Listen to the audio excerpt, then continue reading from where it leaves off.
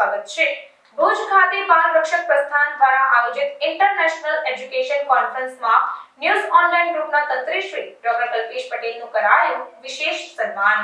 News online group તંત્રી cine media foundation Ahmedabad प्रमुख मानवाधिकार एवं महिला बाल विकास संगठन गुजरात प्रदेश media coordinator Shri Dada Saheb Phalke international film award foundation national ambassador doctor Kalpesh ने भुज गुजरात खाते मातृश्री अमृतबेन शिवजी जोशी परिवार हॉल में आयोजित इंटरनेशनल एज्युकेशनल कॉन्फ्रेंस हॉल में डॉक्टर कल्पेश पटेल बाल रक्षक प्रतिष्ठान जलगांव महाराष्ट्रना सचिव नरेश वाघ અને અધ્યક્ષ मनोज चीन ચોરેના હસ્તે સન્માનિત કરવામાં આવ્યા હતા। જ્યારે આ 2 દિવસીય ઇન્ટરનેશનલ એજ્યુકેશનલ કોન્ફરન્સમાં પ્રથમ દિવસે વિશેષ વક્તાઓ દ્વારા ઉપસ્થિત શિક્ષણ સમાજના શિક્ષક શિક્ષિકાઓએ બાળ રક્ષકોની કેળવણી અંગે માર્ગદર્શન મેળવ્યું હતું। રાત્રિના સમયે વિવિધ રાજ્યોમાંથી આવેલા શિક્ષણ સમાજના શિક્ષક શિક્ષિકાઓએ નૃત્યને ગુજરાતી ગરબા જેવા વિશેષ સાંસ્કૃતિક કાર્યક્રમ પણ યોજવામાં આવ્યા હતા। આમ બીજા દિવસે ભારતભરથી આવેલા 100થી વધુ શિક્ષક શિક્ષિકાઓને એવોર્ડથી સન્માનિત કરાયા હતા, જેમાં બાળ રક્ષક પ્રસ્થાનના પ્રમુખને તેમની ટીમ સાથે વિશેષ મહેમાનોમાં પદ્મશ્રી નારાયણ જોશી, રાણીબા આરતીજીની સાથે અન્ય મહાનુભાવો ઉપસ્થિત રહ્યા હતા। આ કાર્યક્રમનું સફળ સંચાલન બાળ રક્ષક પ્રસ્થાનની સમગ્ર કચ્છ ગુજરાતની ટીમે કર્યું હતું। So how do you feel about the NGO and what would you like to say about the NGO? Yes, so tonight we are invited by Bal Rakshak Pratishthan, the NGO, and the principle is for teachers from all over India to adopt children, pupils, and provide them materials and everything for them to study well. So it's a very nice idea, and also we are coming from France and we are very interested in this work here, and we can also help from home or from India to make this NGO become bigger and help more students, more kids. આજે શું કાર્યક્રમ હતો કચ્છના ભુજ ખાતે? જે મારું નામ advocate Pravin Dholakia છે અને આજે બાલ રક્ષક પ્રતિષ્ઠાન દ્વારા આયોજિત કાર્યક્રમમાં આજે મને અહીં આવવાનું સૌભાગ્ય મળ્યું છે, તે બદલ હું ખૂબ આભારી છું। અને હું એડવોકેટ તરીકે આ કાર્યક્રમમાં એ માટે આવ્યો છું કે જ્યાં બાલ રક્ષક પ્રતિષ્ઠાન, જ્યાં બાળકોના રક્ષણની વાત છે, તો મારે કહેવાનું છે કે એક એડવોકેટ તરીકે પોક્સો એક્ટ અને સાયબર ક્રાઇમના ગુનાઓ અત્યારે ખૂબ જ વધી રહ્યા છે, તો એ સંદર્ભમાં જ્યારે શિક્ષકો એકત્ર થયા છે ત્યારે શિક્ષકોને એક મેસેજ મળે અને સામાજિક જાગૃતિ આવે આ કાયદાના ક્ષેત્રમાં, એ માટે મેં અહીંથી એક મેસેજ આપવાનો પ્રયત્ન કર્યો છે, જેથી એક સામાજિક જાગૃતિનું કાર્ય થાય। અને ખરેખર આ મહાશિવરાત્રિના દિવસે આ સુંદર કાર્યક્રમનું આયોજન કરી અને પરમ આનંદની અનુભૂતિ મને થઈ રહી છે। તો ખરેખર હું બાલ રક્ષક પ્રતિષ્ઠાનનો ખૂબ આભાર માનું છું કે એમણે ખરેખર આવા કાર્યક્રમનું આયોજન કર્યું છે। અને બીજી મારે અત્યારે આ માધ્યમથી વિનંતી છે કે જ્યારે પણ આવા કાર્યક્રમોનું આયોજન આપ કરવા ઈચ્છો ત્યારે કચ્છ એના માટેનું યોગ્ય પ્લેટફોર્મ છે, અને કચ્છમાં આવા કાર્યક્રમોનું આયોજન અવારનવાર થતું રહે તે કાર્યમાં અમે તનમન ધનથી આપની સાથે છીએ। આ મને આજે જે કાર્યક્રમમાં આપની ઉપસ્થિતિ હતું, શું કાર્યક્રમ હતો અને આપણે આજે કેવું લાગ્યું તમને અહીંયા? આજે સૌથી પહેલાં તો મહાશિવરાત્રિ છે અને મહાશિવરાત્રિના બધાને હર હર મહાદેવ। અને આજના પાવન પ્રસંગે એક ખૂબ જ સુંદર મજાનો પોઝિટિવ સમાચાર આપણા કચ્છ માટે પણ કહું કે ભાઈ બાલ રક્ષક પ્રતિષ્ઠાન નામની એક સંસ્થા છે, જે મહારાષ્ટ્રમાં જે લોકો રહે છે એ લોકો આનું ખૂબ મેનેજમેન્ટ કરે છે। આખા ભારતભરમાંથી, બરાબર કાન ખોલીને સાંભળી લેજો અમારા શબ્દ, આખા ભારતભરમાંથી જે શિક્ષકો જે બાળકો માટે નિષ્કામ ભાવથી બાળકો જે ભણવાનું છોડી દે છે એને ફરી પાછા સ્ટ્રીમમાં લાવવા માટે જે પ્રયત્ન કરે છે, એવા બધા શિક્ષકો 101 શિક્ષકો, એના પરિવારના લોકો થઈને બધા લોકો આજે કચ્છમાં આવ્યા છે અને એ 101 શિક્ષકોને અહીંથી એવોર્ડ આપવામાં આવશે।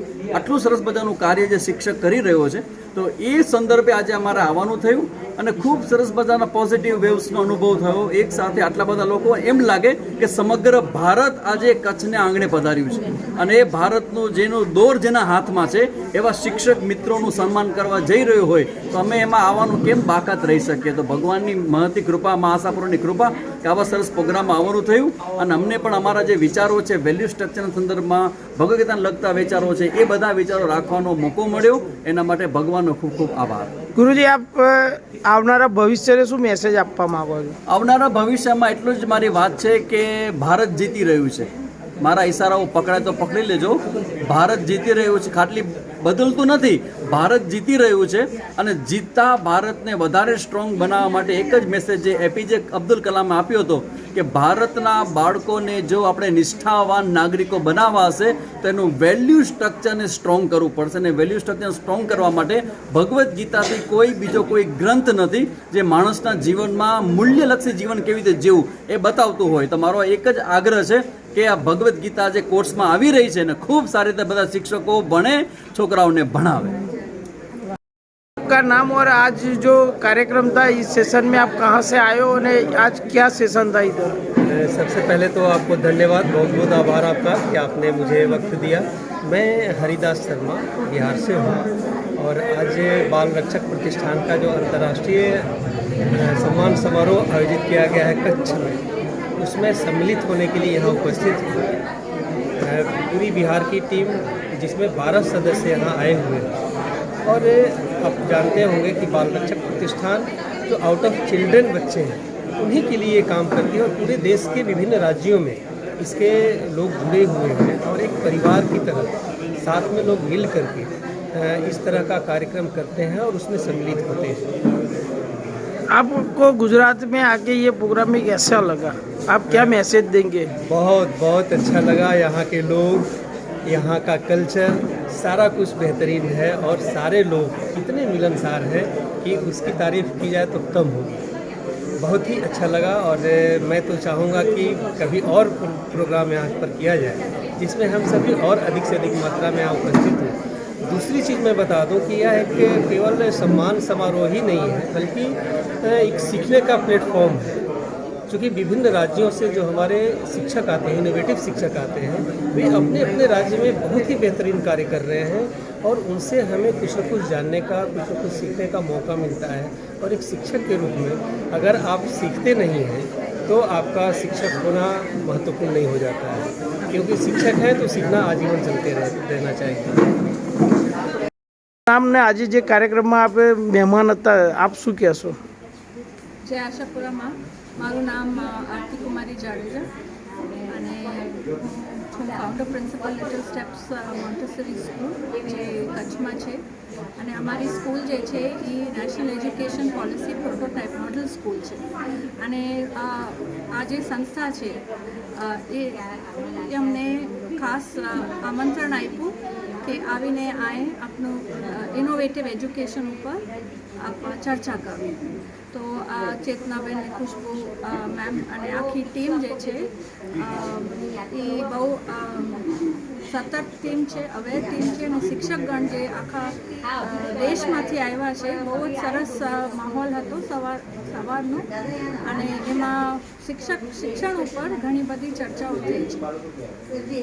આપ આ કાર્યક્રમ દ્વારા શું મેસેજ આપવા માંગો છો અમારી ચેનલના માધ્યમ દ્વારા? ચેનલના માધ્યમ દ્વારા હું એ મેસેજ આપીશ કે સારું કાર્ય શિક્ષણમાં બધા શિક્ષક ભાઈ બહેનો મળીને જે છોકરાઓ નેક્સ્ટ જનરેશન અને આપણે શિક્ષિત કરી છે એવી રીતે કમ્યુનિટીમાં જે લિટરસી છે એ સ્પ્રેડ થવી જોઈએ. જે મનુષ્ય જીવન છે that is for others, not for your self. So જે વેલ્યુ સિસ્ટમ છે એ અત્યારે ક્યાં લોસ્ટ છે અને જે આપણું જે એજ્યુકેશન સિસ્ટમ છે એમાં બહુ જાતનું it's a very structured kind of environment for the child. તો બાળકના મન સાથે આપ કામ કરો અને બાળકના ખુશીના લીધે આપ બધા કામ કરો તો આ આપણી દેશ અને દુનિયા આગળ જશે. जी, आपका नाम बताइए और आज आपकी संस्था द्वारा जो गुजरात में कच्छ के भुज कार्यक्रम किया है तो आपको कैसा लगा और आपका अनुभव बताइए. जी नमस्कार, मैं मनोज चिंचोरे जलगांव महाराष्ट्र से हूँ और बाल रक्षक प्रतिष्ठान यह संस्था का कार्याध्यक्ष हूँ. कार्याध्यक्ष होने के नाते हम पूरे भारत भर में बहुत सारे काम कर रहे हैं तो भी हमारा फर्स्ट मोटो है कि आउट ऑफ स्कूल के और ड्रॉप आउट के जो बच्चे हैं उन्हें स्कूल में लाना है। उन बच्चों को साथ में हम काम करते करते जो हमारे अदर स्टेट के इनोवेटिव टीचर हैं उन्हीं को हम अपने साथ में लेके काम करते हैं, क्योंकि अब हमने आज तक 15 से 16 हज़ार तक आउट ऑफ स्कूल के बच्चों को स्कूल में लाया है और उनको स्कूल की सुविधाएं दी है।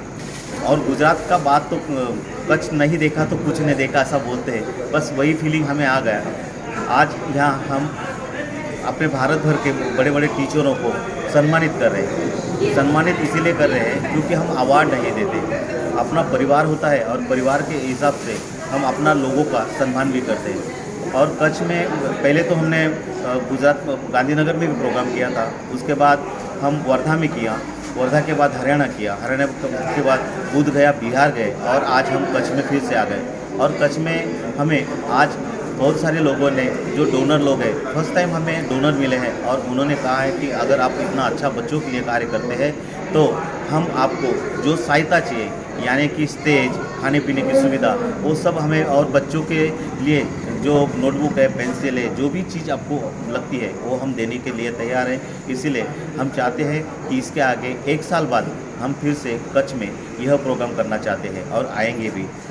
और हम पूरे भारत में काम तो करते ही करते हैं, लेकिन आज जो हमारे बाजू में देख रहे हैं ये लोग हैं फ्रांस से, तो हमने विदेशों में भी हम काम करना शुरू कर दिया। और इन लोगों को आप देखते होंगे तो ये एक यंग स्टार है, यंगर है, तो इन युवकों के साथ भी हम फॉरेन में अपना बाल रक्षक का काम करना चाहते हैं, क्योंकि हर जगह आउट ऑफ स्कूल के बच्चे होते हैं, कहीं ना कहीं बच्चों को प्रॉब्लम दिक्कत आती है, तो वही प्रॉब्लम हम सॉल्व करने का कोशिश करेंगे।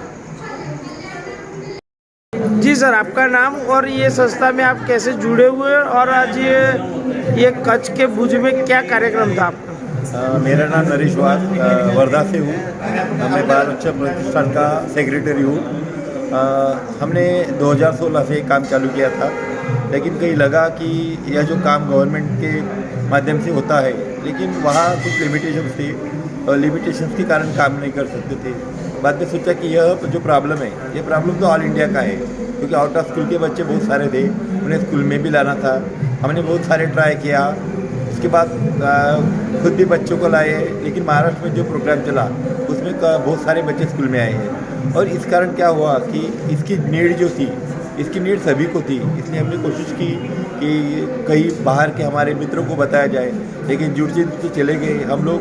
और अभी करीब 17 राज्यों तक का यह काम हमने पहुंचाया है। और इसी श्रेणी में हमने लास्ट 2 ईयर में हमने गांधीनगर, वर्धा सेवाग्राम, उसके बाद बिहार और हरियाणा में प्रोग्राम किया था। उसी कार्यक्रम में हमने सोचा था कि कार्यक्रम कच्छ में किया जाए, तो चेतना बैंक की जो सारी टीम थी उन्होंने बोला कि गुजराती हम भाई हो और कच्छ में हम करना चाहते हैं, और उसी कारण हम लोग कच्छ पहुँचे। और कच्छ में भी हमारा उद्देश्य ये है कि सभी आउट ऑफ स्कूल के बच्चों को यहाँ स्कूल में लाया जाए, सभी टीचर्स प्रेरित हो और सभी जगह भाईचारा बने। हमने बाल रक्षक प्रतिष्ठान का एक उद्देश्य है, ना कि बच्चों के बारे में, बच्चों के साथ साथ हमारी टीचर्स की एबिलिटी बढ़े, और टीचर्स के बारे में, टीचर्स की एबिलिटी बढ़ने के कारण और एक दूसरे के विचार साझा करने के कारण कहीं ना कहीं हमारा जो उद्देश्य है वो उद्देश्य सफल हो। आपको कच्छ में आके ये प्रोग्राम करके कैसा लगा? कच्छ में आने के बाद बहुत बढ़िया लगा, क्योंकि करीब मैं 1000-1200 किलोमीटर घर से दूर आया हूँ।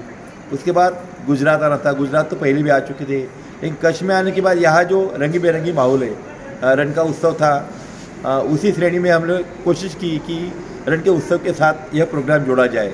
नहीं तो बहुत सारे लोग कठिनाई होती है, छुट्टियाँ नहीं मिलती। उसके बावजूद हमने कोशिश की है कि इस कच्छ में आके इस रंगारंगी जीवन को 1-2 दिन के लिए हो सके तो एकत्र जीने की कोशिश की। आज बहुत गर्व महसूस होता है कि यहाँ कच्छ में आने के बाद ये सारे भाई बहन एक कलर में रंग गए। और हम अभी भी बोलते हैं यह कच्छ नहीं है, कच्छ में हमने छोटा सा मिनी इंडिया बसाया है, और यही कोशिश करेंगे। बस बाल रक्षक प्रतिष्ठान के बारे में आगे।